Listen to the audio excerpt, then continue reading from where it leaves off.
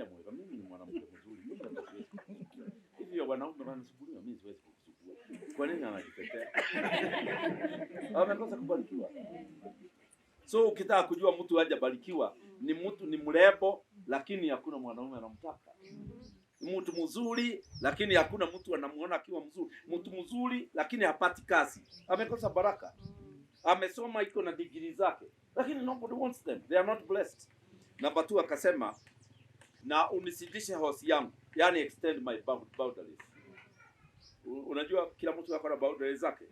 Kuna watu wameenda Amerika, boundaries zao ni Nakuru.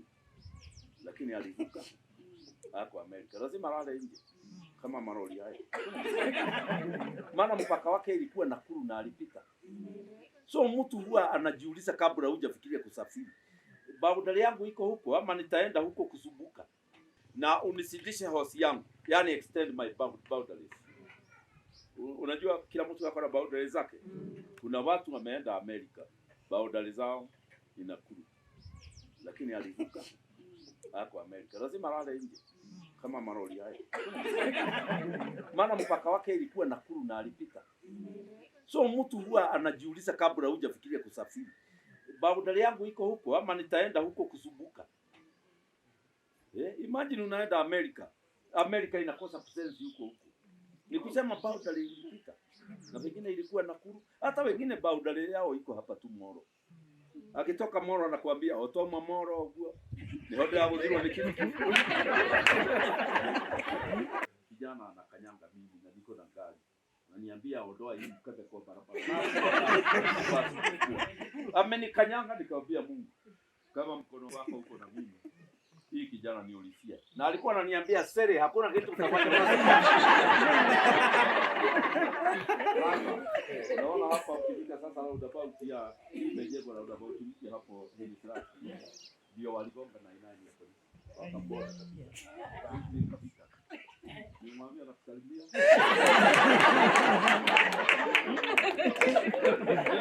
Nijaribu kujizuia. Hapo the vehicles imegonga na inani. Mungu akiwa na wewe, mtu akikugonga ataona. Kuna mzee mwingine Nairobi alienda kupiga mke wake kofi. Mama ameshika kwa kanisa akiomba.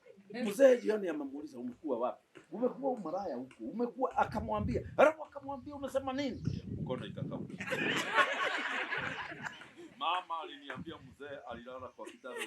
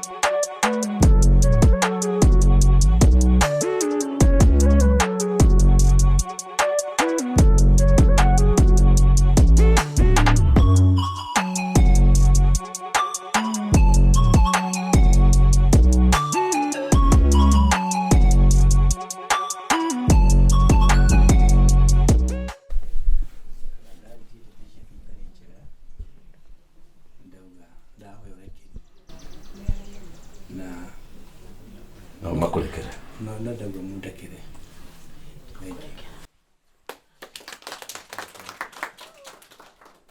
ina nĩ kuga angĩkorwo hena mũndũ ndanahĩtĩria kana mũndũ ngiuga ũndũ ũrakaria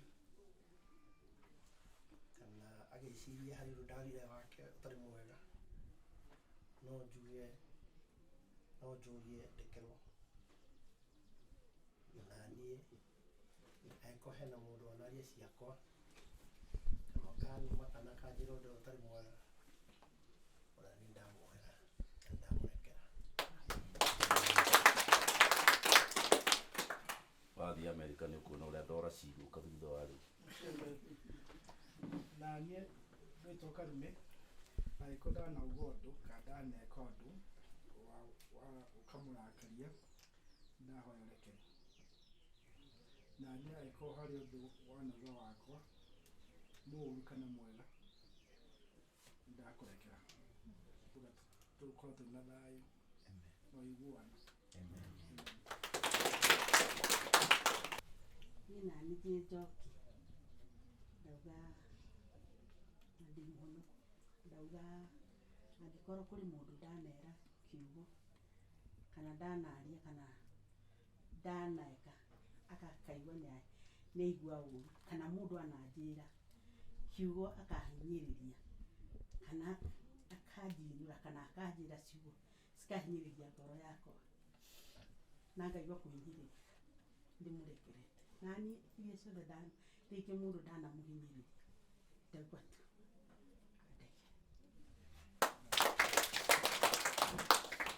niĩ ndikuga angĩkorwo niĩ nĩ njũĩ nĩ njĩkĩte mawatho maingĩ nĩ numanĩte nĩ ndanagũteng'eria nginya na cuma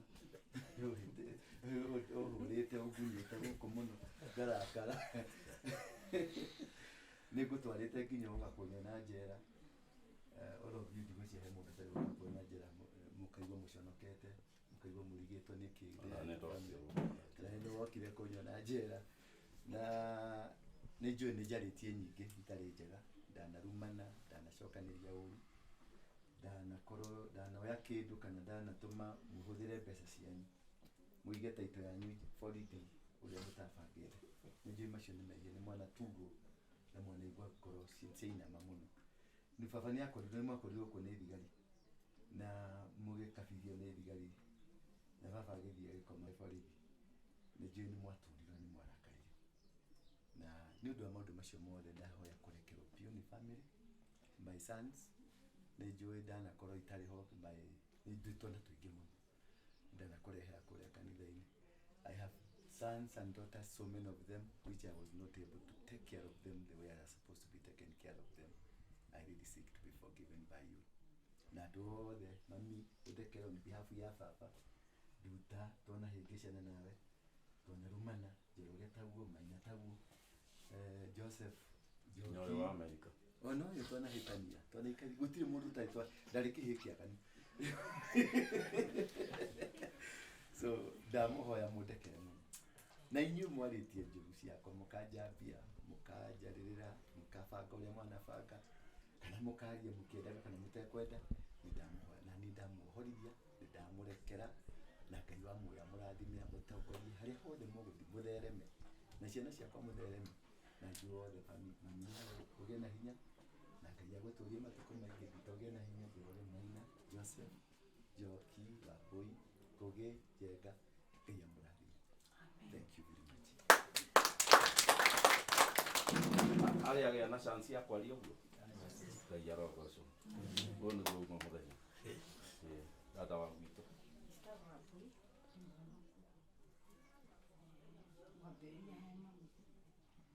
korwo harĩ ũndũ ndanakũhĩtĩria gũndeithia kũrera ciana ndahoya ũndekere. Na inyuothe mũndũ ndanaria ciake anerwo njugire maũndũ ta macio ndanakwaca mũno ngoro yake akarakara ndahoya mũndekere inyuothe. Na inyuothe mũndũ anandakaria tondũ nĩma nĩtũrakaranagia ndingiuga tũtirakaranagia. Ũyũ atũmire Gimũra njera ikoragwo rĩingĩ kaka ngaigua ruo ndakũrekera ndamurekera inyuothe arĩa manahĩtĩirie thĩinĩ wa rĩtwa rĩa Jesũ. Na nĩ on behalf of mũthuri wakwa Njenga nĩ ndahoya mũhera kũrĩ andũ othe arĩa marakaria arĩa narĩria ũru nĩ njũĩ nĩ akwazaga rĩmwe andũ mũno no nĩ ndahoya mũmũhoere na arĩa manamũrakaria nĩ njũĩ harĩa arĩ nĩ ekũmũhera. Arĩa maitwo njĩtagwo Ngugi, mũndũ wothe ndanahĩtĩria, mũndũ wothe ndanaria maũndũ make moru ndahoya kũrekerwo, na ũrĩa wanaria makwa moru nani ndamũrekera.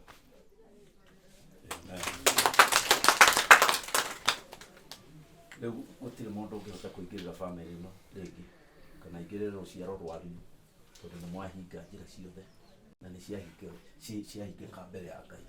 Mwathani witũ akũgoocwo. Rĩu nĩ ũndũ wa ciugo icio mwauga no nginya o mũndũ ethe kĩndũ oke na andũ ake arĩ mami. Wakorwo kwenda gwĩkĩrĩrwo thimũ-inĩ kĩndũ, wakorwo kwenda kũnengerwo, nawe moka ũmarathia. Gũtirĩ mũndũ haha ũtoĩ ũrĩa ekĩte, koguo gũtirĩ mũndũ ũtoĩ kũrathima ha. Rĩu hau nĩho ũkũrathima tondũ matirĩ moka ũguo, rĩu nĩ hĩndĩ mwoka.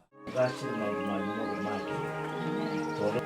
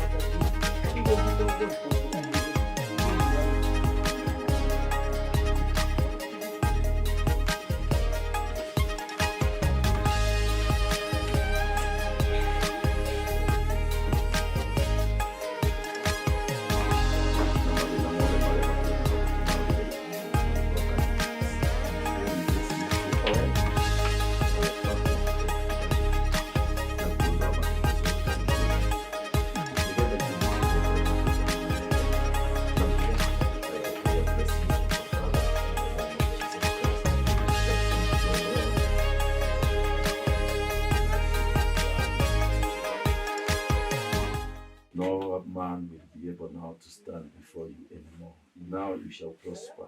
Rĩu nĩ hĩndĩ ũkũnyita indo iria ciĩtagwo indo na andũ mothe Ngai nĩ akũhe indo. Na family yaku yothe, I remove every bad luck, I remove every evil, I remove every disease, every infirmity. No one will be able to plan against you here on earth because you are blessed before God and blessed before the Lord. The muhithe ithuĩ tũtarona nowe mwathani ũraona maguta maya ndaitaha nĩ kũrĩ gwathera guothe na ona kũrĩa guothe maikaraga nĩ gwathera thĩinĩ wa rĩtwa rĩa Jesũ na gũtirĩ hinya na ũhoti wake ũgũcũkũrũmĩrĩra bamĩrĩ ĩno. Koguo nĩ ngaitano ikinyĩro haha thĩinĩ wa rĩtwa rĩa Jesũ na ndahoya maũndũ macio mothe mekĩka haha nĩ kĩgongona ndambararia gũtirĩ kĩgongona gĩgĩkarũa na gĩkĩ na kũrĩa guothe mathiĩ mwathani matirĩ kĩndũ makagĩa nakĩo kĩũru mauge nĩ mũciĩ kũrĩ na maũndũ maya nĩ mũciĩ kwĩna thĩna. It is a blessed home na rĩu nĩ ndathendekerea mũciĩ ũyũ atĩ nĩ mũciĩ wa rathimo thĩinĩ wa rĩtwa rĩa Jesũ Kristo mũrũ wa Ngai. Amen. Amen. Rathimo mwĩrĩ waku wothe wagĩre guheo ngorothi mĩkiha yaku yothe ĩhingũke ndũgacoke kũgĩa na blood pressure ndũgacoke kũgĩa na mathĩna ma mwĩrĩ ona marĩkũ thĩinĩ yaku indo ciothe cicenjio nĩ Ngai ciĩkĩrwo ingĩ njerũ nĩ ndathana ũndũ ũcio wĩkĩke thĩinĩ wa rĩtwa rĩa Jesũ nĩ ndahoya ũhone. Jesus name. Amen.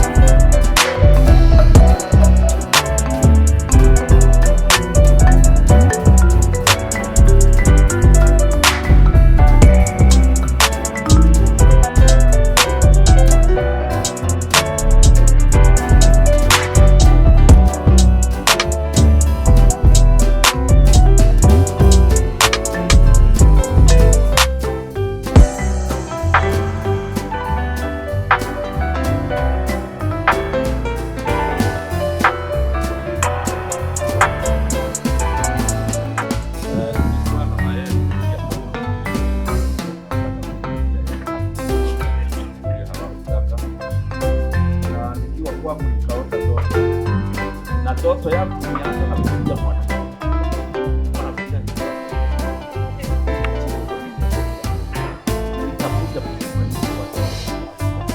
nikaangalia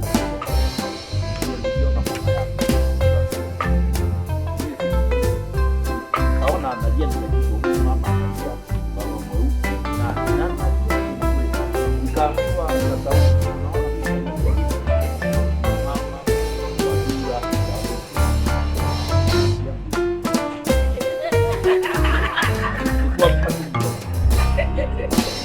kwa sababu Udura, Waroike na kifo zilikuwa moja. So ndio nilirudi tena usiku. Tena nikasikia mama ameanza kulia. Nikaambiwa unaona huyo mama hivi analia, nimesikia kilio chake. Na sasa nataka uende uweke Udura Waroike mafuta. Ahidi. Mimi niliambia Mungu sasa Waroike nitamtoa wapi?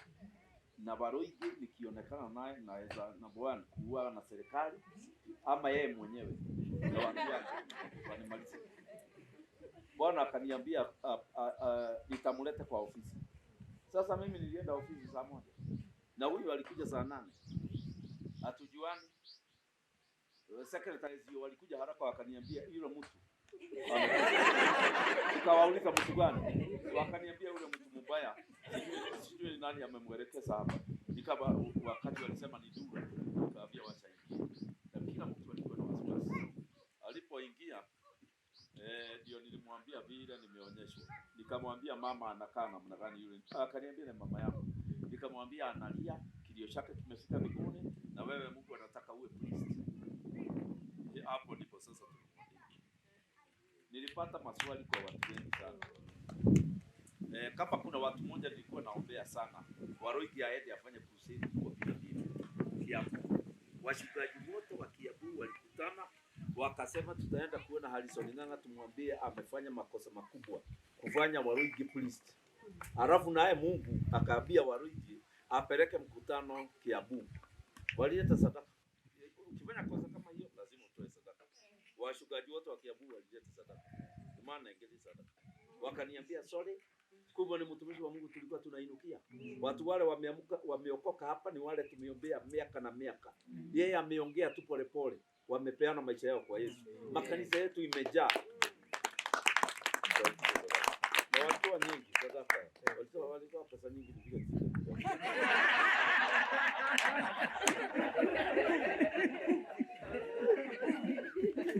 Bwana asifiwe. Mimi nimeshukuru sana kuwa hapa na ningependa tu niwaambie kitu kimoja. Tumekuja hapa kutafuta baraka ya mzazi. Amen. Baraka ya mzazi ni muhimu sana. Na laini ya baraka inaanzaga na baba. Inarudi kwa mama. Inakuja kwa firstborn. Halafu hao wengine sasa wanachota kutoka hiyo visima vitatu kwa kila family. Na ukikosa kuchukua hizo baraka tatu zita affect your kupendwa kwako duniani.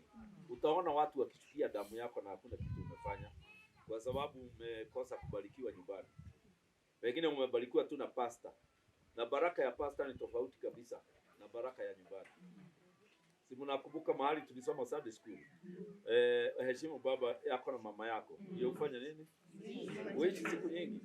Pasta akikuombea unaweza kukufa, lakini baba na mama wakubariki unaishi. Habari ya kuishi hapa duniani miaka mingi ni msasi. So watu wale hata kama wewe unaona kuna ugonjwa umekushika uondoke, uangalie relationship yako na mzazi. Kama unafanyia mama yako kelele sana, ni likely utatuacha. Kwa sababu huyo ndiye anafaa aseme ukae ama uondoke. Bwana Yesu asifiwe. Na uishi siku nyingi na kwako kuwe kwema. Ninakoti Efeso sura ya 6. Kwako kuwe kwema ni kusema uwe na afya njema na uwe na mali. Afya njema, mali na kuishi sana ni family.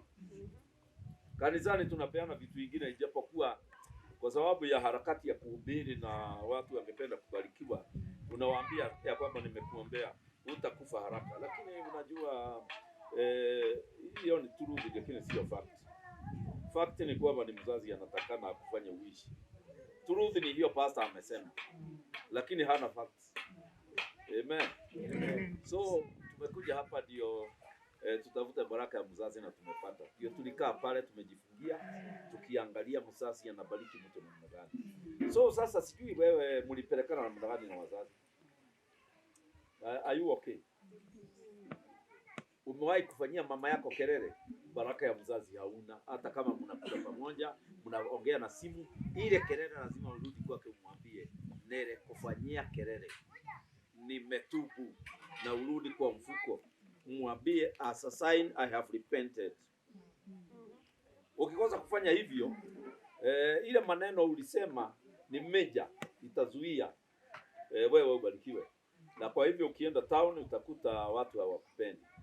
Na wale wamesoma kitabu kama ya kama umesoma kitabu ya Proverbs chapter 6 uanze verse 20, inasema ya kwamba mama anapeana nini? Mama anapeana mwangaza, baba anapeana taa.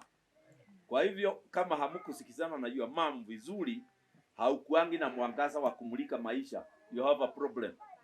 Kama hamkusikizana na baba yako, hauna ile taa. Maana baba, hiyo taa ni commandment na ile taa ni sheria. Kwa hivyo ni kusema, inasema hapo chini ndio uweze kumulika ni nani utazaa watoto nao hapa duniani. Kama hauna uhusiano mzuri na baba yako na mama yako, wakati wa kupata watoto hapa duniani, kupata wanadamu wengine, you'll make a mistake. Utazaa na watu wale ambaye haikupangwa na Mungu wazae watoto kama hawa. Ndio sasa wanarudi kutusubua. Sisi mnakumbuka Yohana inasema kuna watoto wanazaliwa kwa mapenzi ya watu. Ni hawa. Hawa sio mapenzi ya Mungu. Hata Mungu akiuliza anasema huyo hayuko kwa mapenzi yangu. Ni mapenzi ya watu. Si ni John 1:12 inasema hivi ya kwamba kuna watoto wanazaliwa kwa mapenzi ya Mungu na kuna watoto wanazaliwa kwa mapenzi ya binadamu. Hawa wanazaliwa kwa mapenzi ya binadamu lazima wajitetee kwa Mungu sana kuliko watoto wale wamezaliwa kwa mapenzi ya Mungu. Amen. Na wewe una suspect umezaliwa kwa mapenzi ya Mungu ama ya watu? Si ni baba yako na mama yako waliongea wakaongea na walikuwa wamekunywa kidogo. Sasa unaona sasa ulizaliwa kwa mapenzi ya watu.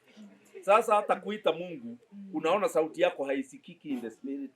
Hawaishiki. Lazima uitetee, utoe masadaka, uibe tuimbo twingine. Na mwingine tu anasema baba, si leo nipate ngari, anapata maana aliingia huko na mapenzi ya Mungu. Mungu atusaidie. Bwana Yesu asifiwe. Na kwa hivyo nitawasomea neno moja. Na niliona apostle amekuja hapa na watu wengi, nikamwambia watu hao wote ni wenu. Wakaniambia bana, hiyo ni watu wamekuja waliposikia tunakuja hapa. Nikamwambia sasa tukimaliza na family nikuje hapa niongee na nyinyi kidogo. Bwana Yesu asifiwe. Kwa hivyo kama macho inakusubua, kabla ya kufikiria sana kwenda kwa daktari, angalia kama wale wali provide macho hayo kama mko na uhusiano mzuri na wao. Maana hii macho ni baba na mama alikupatia. Neno ikileta shida, angalia kule kwa mzee. Wenda ikawa utaenda kuitengeneza ikatae kutengenezeka, maana ni wale walikupatia.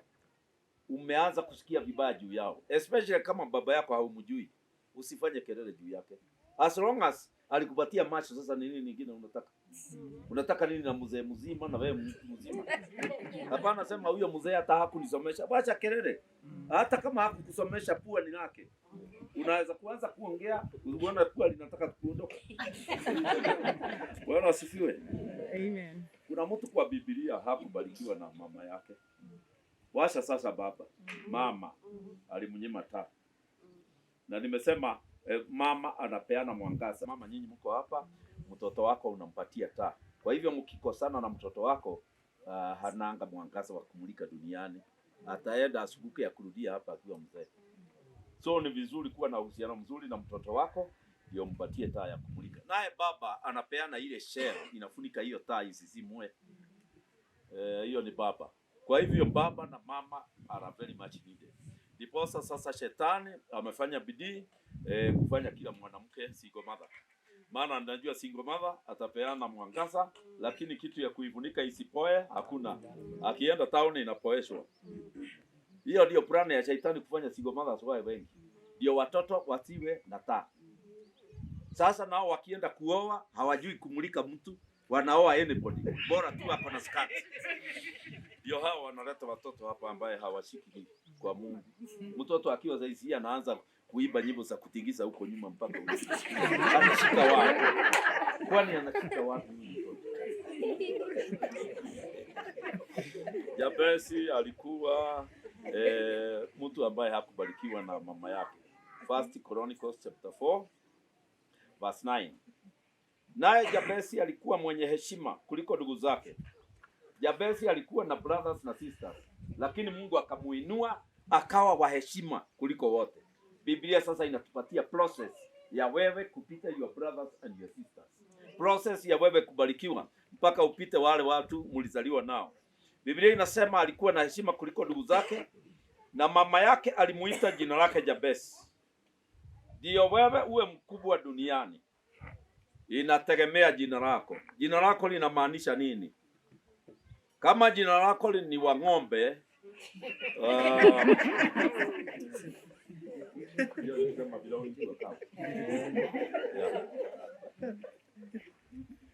na kuna Muragoli, kuna Mogo, kuna nini. Hizi majina yote sasa ni kama mtu ambaye anaitwa Mwekali. Mwekali si ni kukaa sana. Sasa kama unaitwa Mwekali na unasema Mungu akushukue, unaona akikushukua? Kwa sababu so ndio Jabez awe mkubwa. Wameanza na name. What is the meaning of the word Jabez? They begin with there. Kwa hivyo unaweza kuwa wewe ni mtu mzuri, uko na akili mzuri, lakini jina lako linakufunganisha na hali ya hewa. Kama mtuku.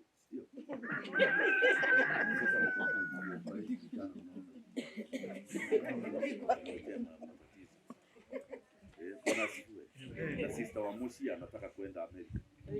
Unaona sasa na nyumbani jina lake linaitwa Wanibani. Sasa kuna haja aende kule akatukana na wazungu pale. Hawezi kupewa visa. So ulisa somebody unaitwa nani jina lako? Na ina maanisha nini? Hata hii ya Kizungu inamaanisha nini? Bwana asifiwe. So we begin there. Hii mtoto yako anakusukua jina lake ni nani? Na tukiangalia Kiafrika ni vizuri kuangalia hii jina unaitwa ni nani mwingine anaitwa hilo jina. Alifanikiwa? Alikuwa anafuatwa na nini? Alikufa lini? Kwa sababu ukiangalia hiyo mambo yote hata wewe utajua vile utaondoka. Maana mtu hufuata jina. Isipokuwa hiyo jina ulichukulia hatua. Kwa hivyo ni vizuri hii mtoto umemuita jina fulani, ni vizuri ujue mapema dhambi zile atafanya. Ni zile zinafanywa na mwenye jina. Amen. So mnaweza kujua Pastor wa Johi anasukuliwa sana na nini.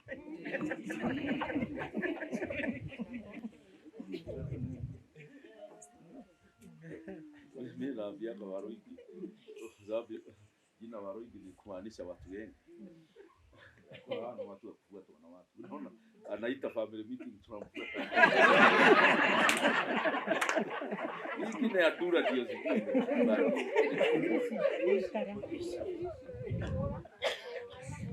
Ndio walijaribu kumuua wakati. Jamaa wamejaribu all the tricks. Ndio waka. Jina lake lilimtetea. Na ndio unaona president wa kwanza wa Kenya ndio aweze kutawala, alikataa jina la Kikuyu maana hangetawala. Akachukua jina la Kenyatta, mshibi wa Masai, ndio aweze kutawala. So kuna jina hapa ukiwa nalo watu hawatakubali. Ati nani huyo anashauriwa rais, wakisikia jina lako. Ni vizuri kutafuta ile jina unaitwa. Kama ndio liko na kisirani. Ndio liko na bahati mbaya. Sara wa Biblia alikuwa ameolewa na nani? Na Ibrahim. Na bado akiwa ameolewa na ako na zile shanga za mikono za kuonyeshana yeye ni bibi ya mtu. Bado anaulizwa na mfalme. Kwanza aulizwe na mtu tudogo, anaulizwa na Firauni. Paka Ibrahim akamwambia Sara, hapa nitapoteza kichwa. Wewe enda useme hujaolewa na wewe ni sister. How old was Sarah? She was about 70 years old. Na wanaume wanapigania yeye. Mungu alipoona hivyo, aliita Sara awekelewe mikono? Hapana. Alimwambia Sara, hautaitwa Sarai tena, princess, itaitwa Sara, mama ya watu ya taifa. Alipobadilishiwa jina, hakuna mwanaume alimuuliza tena. So ni jina lilikuwa linaleta wanaume. Kuna watu jina lenu linaleta wanaume. Ni kama wao wasichana wanaitanga tu. Unaona vile wanasuka kwa jina lake linasema atatokea kwa njia. Ukimweka hapa anataka. So lazima aombe jina lake. Jina hili lako, nani mwingine aliitwa hili jina? Na huyo aliitwa hiyo jina, alifanikiwa? Alikuwa na ndoa ama hakuwa naye? Alipata watoto wazuri? Aliishi namna gani? Mtu anafanyanga hivyo ndio ufuate. Hii jina langu ndio linanisubua na kumbe nasema ni shetani na ni jina. Na sasa ukijua jina linakusubua, unaanza process ya kwenda kwa madhabahu ya kanisani kuombea hilo jina liwashe kufuatwa. Amen. Amen. So niambie ni majina yenu sasa ni nini inaifuata? Kuna jina linafuatwa na wanaume. Umeolewa na mtu anakaa hapa anakuambia nakupenda. Unamwambia hauoni my husband, akamwambia waachana naye.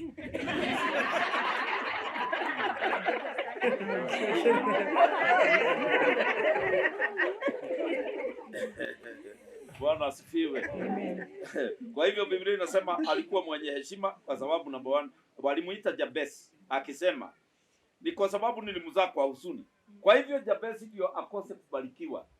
Jina lake ndio lilikuwa linachangia huzuni maishani mwake. Maana mama yake alimuita huzuni kwa sababu alimzaa na huzuni. So you may be a good person but you have a wrong name. Amen. Amen. Na ukisoma kitabu cha Marko kinasema ya kwamba Yesu alipoita wanafunzi wake, kitu cha kwanza alifanya ni kuwabadilishia majina. Hii name. Kwa nini aliwabadilishia? Aliona watamsukua. Amen. Ni kama mimi sasa kwa ministry my assistant anaitwa Lefred Muraguri. Unaona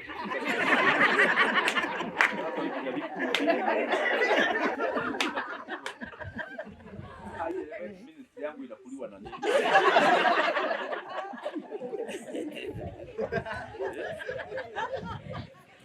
Mstari wa 10 unasema huyo Jabez akamlingana Mungu. Sasa Jabez alipogundua ya kwamba jina lake liko na problem, alienda kwa Mungu kwa sababu mama yake sasa, mama anaweza kukuita jina lakini hawezi kubadilisha. Hawezi kurudi kwa mama yako umwambie niite jina fulani. Hana nguvu. Nguvu ya jina ni vile uliitwa ukisaliwa. Na ndio unaona watu wengi kwa Biblia walibadilishwa majina. Si hata Jacob walibadilishwa. Akaitwa Israeli maana Jacob ni kusema mwizi.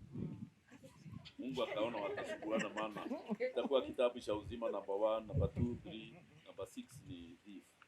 Hata shetani anasema hapo number 6 ndio anataka kuingilia mbinguni. Huyo mwizi ni wa kwanza. Mungu akabadilisha jina. So you may have a name that is causing you all the troubles in the world. And there is a name that is followed by spirits. And there are names that are followed by bad luck. Na majina mengine ya watu inafuatwa na mikosi na bahati mbaya. So Jabez akaenda kwa Mungu, akamwambia vile mchango wa jina lake. Jina lake na kukosa kubarikiwa na mama yake kumechangia nini? Alisema mambo matano. Number 1, alisema sijabarikiwa. Mtu akikosa baraka ni kusema ukishika vitu watu wengine wanasaidika. Ukitoa idea inasaidia watu wengine sio wewe. Ukikaa chini hivi ushore kitu inasaidia mtu mwingine. Kusema wewe hujabarikiwa. Na mtu ambaye habarikiwi hapendwi na watu. Bwana si. Amuone wadada wengi hawajabarikiwa hata ikifika kuolewa yeye ndiye anauliza badala au. Ni kukosa kubarikiwa. Mimi ndiye mtumia moyo. Mimi ni mwanamke mzuri. Mimi nataka. Hivyo wanaume wanasuburia mimi siwezi kusubua. Kwa nini anajitetea? Amekosa kubarikiwa. So ukitaka kujua mtu hajabarikiwa ni mtu ni mrembo lakini hakuna mwanaume anamtaka. Mtu mzuri lakini hakuna mtu anamuona akiwa mzuri. Mtu mzuri lakini hapati kazi. Amekosa baraka. Amesoma iko na degree zake lakini nobody wants them. They are not blessed. Number 2 akasema na unisidishe hosi yangu. Yani extend my boundaries. Unajua kila mtu ako na boundaries zake. Kuna watu wameenda Amerika. Boundaries zao inakuru. Lakini alivuka hako Amerika. Lazima lale nje. kama maroli haya. Maana mpaka wake ilikuwa Nakuru na alipita. So mtu huwa anajiuliza kabla hujafikiria kusafiri, boundary yangu iko huko ama nitaenda huko kusumbuka? Imagine unaenda America inakosa kusense huko. Ni kusema boundary ilipita. Na wengine ilikuwa Nakuru, hata wengine boundary yao iko hapa tu Moro. Akitoka Moro anakuambia otoma Moro huo. Ni hoda ya udhiro ni kitu. Ya boundary ya bidini Moro. Na nikisema kwa boundary. So huyu alisema extend my boundary. Na madhari akasema I want your heart to be with me. Unajuaje Mungu hapa na wewe? Ni mtu akikuchokosa agongwe. Mkono ya Bwana iko na wewe. Kuna mtu alichokosa pale kwenu. Hiyo wakulima hapo kipanda. Kijana anakanyanga mimi na niko na gari. Ananiambia ondoa hii mkebe kwa barabara. Amenikanyanga nikamwambia Mungu, kama mkono wangu huko wako huko na mimi, hii kijana niulizia. Na alikuwa ananiambia sere, hakuna kitu utafanya basi. Naona hapa ukifika sasa roundabout ya imejengwa na roundabout mpya hapo hili flat. Ndio waligonga na inani ya polisi. Wakabora. Ni mwambie anakusalimia.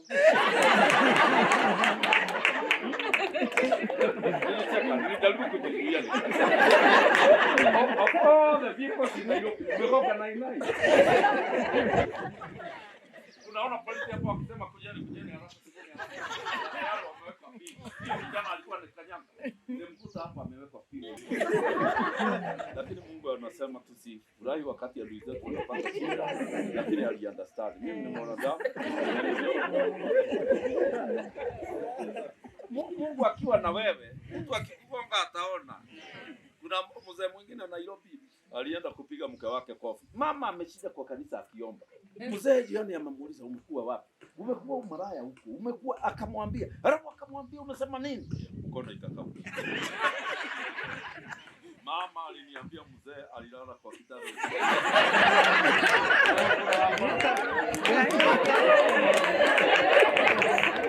Hiyo ni kusema mkono wa Mungu uko na huyo mama. Kuna wanawake hawezi kugonga. Utalala hivi. Akasema sasa mimi mkono sina. Sasa mkono wako ungekuwa pamoja na mimi na unilinde na uovu. Protection from evil. Mungu anakulinda, ubaya ukiwa lazima akuondoe. Hiyo ni kusema baraka ya mzazi. Kwa hivyo ukiwa umekaa vizuri na wazazi, hizi baraka zote zitakuwa automatic. Itobiesi. Hata wale mnataka kujazwa na Roho Mtakatifu. Kama ulikuwa na relationship baya na wazazi, Roho anakunyanga na ngumu sana because the spirit of God is love. Ili usiwe kwa huzuni yangu, na Mungu akamjalia hayo hiyo yao. Amen. May God extend your boundaries in Jesus name. Na wale mumeenda ng'ambo, muende kwa madhabahu mtafute Mungu.